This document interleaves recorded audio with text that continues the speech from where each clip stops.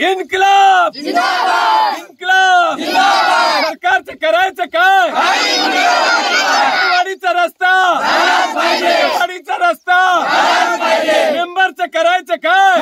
ग्रामपंचायतचं करायचं काय? करायचं काय? वाडीचा रस्ता, वाडीचा रस्ता। परभणी जिल्ह्यातील गंगाखेड तालुक्यातील टाकळवाडी या गावाला मुख्य रस्त्यापासून गावात जाण्यासाठी रस्ताच नाहीये। भारताच्या स्वातंत्र्याला 79 वर्ष पूर्ण झाली, पण अद्यापही रस्ता मात्र आला नाही। पंतप्रधान ग्राम सडक योजना, मुख्यमंत्री ग्राम सडक योजना, आनंद रस्ता योजना अशा विविध योजना राज्य आणि केंद्र सरकारच्या माध्यमातून राबवून देखील रस्ते केले जात असतानाच टाकळवाडी या गावाला मात्र अद्यापही रस्ता नाही। वेळोवेळी जिल्हा प्रशासन, तालुका प्रशासन, विविध पक्षाचे लोकप्रतिनिधी यांना रस्त्यासाठी विनवणी केली तरी मात्र रस्ता मंजूर झालाच नाही। परभणी जिल्ह्यात मागील 4 दिवसांपासून मुसळधार पाऊस पडत आहे। गावात जायला रस्ता नसल्यामुळे टाकळवाडी ग्रामस्थांना प्रचंड त्रास सहन करावा लागतोय। त्यामुळे चिडलेल्या ग्रामस्थांनी चिखल्यामध्ये लोटांगण घेत आंदोलन सुरू केले। टाकळवाडी जे आहे ते राणी सावरगाव ग्रामपंचायतच्या अंतर्गत येतं। या टाकळवाडीच्या विकासासाठी फारसा अद्यापही 79 वर्षामध्ये स्वातंत्र्याच्या नंतर फारसा प्रयत्न झाला नाही। आता कुठेतरी सरकारकडे थोडाफार पैसा येत असल्यामुळे कुठे कॉन्क्रीट रोड करतायत, कुठे गट्टू करतायत, पण प्रमुख समस्या जी आहे या गावाच्या विकासापासून, गावाला विकासापासून दूर ठेवण्याची सगळ्यात प्रमुख समस्या जी आहे ती रोडची आहे। हा रोड आहे किती हो?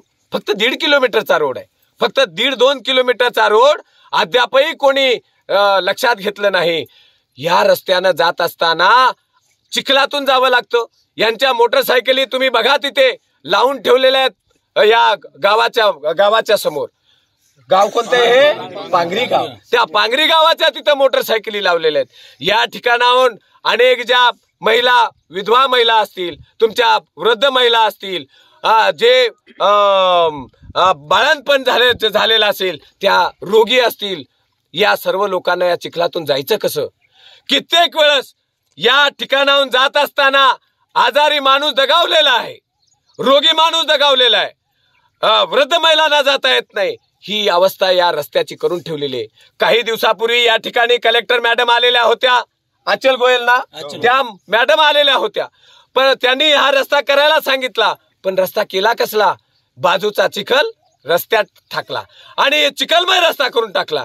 इथे मुरुम टाकण्यात आला नाही। 79 वर्षामध्ये 1.5 किलोमीटरचा रस्ता होऊ शकत नाही। ही ग्रामपंचायतसाठी, अधिकाऱ्यांच्यासाठी आणि सरकारसाठी शर्मेची गोष्ट आहे। या ठिकाणी जे शौचालय केले ते शौचालय अर्धवट केले। या शौचालयाचे पैसे ग्रामसेवकांना खाऊन टाकले। अनेक योजना ज्या आहेत त्या अशाच खाऊन टाकलेल्या आहेत आणि म्हणून या ठिकाणी विकासापासून या टाकळवाडीला दूर ठेवलेले। मतं मागण्यासाठी मात्र सतत येतात, दर पंचवार्षिक आमदार खासदारकीला येतात, ग्रामपंचायतसाठी येतात मतं मागण्यासाठी, पण या गावाचा विकास मात्र कोणी करत नाही। म्हणून ही आमची वेदना मांडण्यासाठी आम्ही या चिखलामध्ये लोळण घेतो। हीच लोळण जी घेतलेली आहे तीच लोळण आता आमदारापर्यंत जाईल, खासदारापर्यंत जाईल, कलेक्टर ऑफिसला जाईल, अधिकाऱ्यांच्या पर्यंत जाईल। हे चिखल घेऊन आम्ही आमच्या आमदारापर्यंत जाऊ, मायबाप सरकारपर्यंत जाऊ। आता आम्ही रस्ता करून घेतल्याशिवाय राहणार नाही, रस्ता करून घेतल्याशिवाय राहणार नाही। आज देशाला स्वातंत्र्य होऊन 79 वर्ष झाले। आमची आज 3री-4थी पिढी आहे की 1.5 किलोमीटर रस्त्यासाठी आम्हाला 1.5 किलोमीटर पलीकडे मोटरसायकल ठेवून गावामध्ये यावं लागत आहे। गावाची अशी परिस्थिती आहे की गावामध्ये कोणी मुलगी देत नाही। या गावामध्ये मुलगी दिली तर आमच्या मुलीचा संसार व्यवस्थित होणार नाही, त्या मुलीचं काय होईल म्हणून आज 70% विद्यार्थी बाहेर शिकण्यासाठी आहेत। एखादी महिना डिलिव्हरी असेल तर तिला प्रेग्नन्सीसाठी हॉस्पिटलमध्ये नेता येत नाही। गावाला पूर आल्यानंतर गावाचं कनेक्शन पूर्णपणे बंद होते। तर आज आमचा सरकारला हा इशारा आहे की आज आम्ही अर्धनग्न अवस्थेमध्ये आंदोलन केलेलं आहे। उद्या आम्ही इच्छा मरणाची परवानगी मागो, तहसील समोर आंदोलन करू, वाटेल ते करू। आमच्या हा 79 वर्षाच्या काळामध्ये सरकारला ही विनंती आहे की लवकरात लवकर हा रस्ता बनवून द्यावे। कोणत्याच प्रकारचा नाही रस्ता, नाही अर्धावट रस्ता केलाय। गावामध्ये पण थोडा गटू टाकले, थोडे कोणाच्या दारात टाकलेत, कुठे नाही टाकले। अर्धा सगळा गावाचा रस्ता चिखल आहे, सगळा पूर्ण हे काय इथं पण पूर्ण चिखल आहे गुडघ्यापर्यंत। डिलेवरी महिला जर न्यायची म्हणलं तर अक्षरशः 2-3 माणसांनी उचलून न्यावं लागते. पूर्ण सगळ्या इथं रस्त्याला म्हणजे पूर्ण गुडघ्यापर्यंत पाणी वाहत आहे. खळखळ आडवा सांडवा आहे पुढे. आणि अपंग एक पाय नसताना सध्या त्या अंगणवाडीच्या मॅडमला आमच्या इथे अक्षरशः उचलून आणावं लागतंय शाळेमध्ये. त्यांचं घर शेतामध्ये 2 किलोमीटरवर आहे, 1.5 किलोमीटरवर. तर त्यांना उचलून आणावं लागतंय शाळेमध्ये. सगळं शाळा बंद पडते अंगणवाडीची सध्या आमच्या शाळेत ह्या रस्त्यामुळे. 2-2 दिवस वर्ग भरत नाही चिखलामुळे. इथं मुलांची लग्न होत नाहीत म्हणा रोडवर, नेमकं काय म्हणते तुमच्या गावाला आणायचं कसं, न्यायचं कसं, रस्ता नाही काय नाही, सगळा चिखल आहे म्हणते. तिथं गाड्या आम्ही सोडायच्या कशा, मुलींना नेऊन आणून सोडायचं कसं.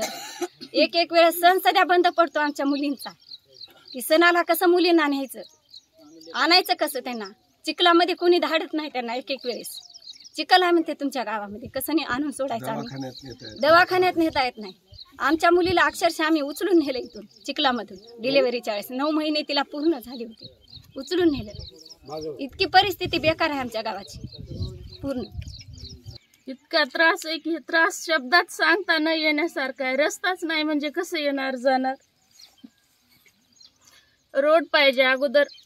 बाहेर जायचं यायचं म्हणलं की खूप त्रास व्हायला आहे आम्हाला. गावाच्या बाहेर निघायचं म्हणलं की प्रत्येक गोष्टीसाठी रस्ता पाहिजे अगोदर गावातून निघायला. छोटं शुल्लक कारण जरी असलं तर आम्हाला, आमच्या गावात काहीच नाही, किराणा दुकान नाही, कुठली वस्तू नाही. आणायचं म्हणलं तर ह्या रोडनं कसं जाणार. रोड नसल्यामुळं आमचं सगळंच, मुलं शाळेला जायचे आमचे,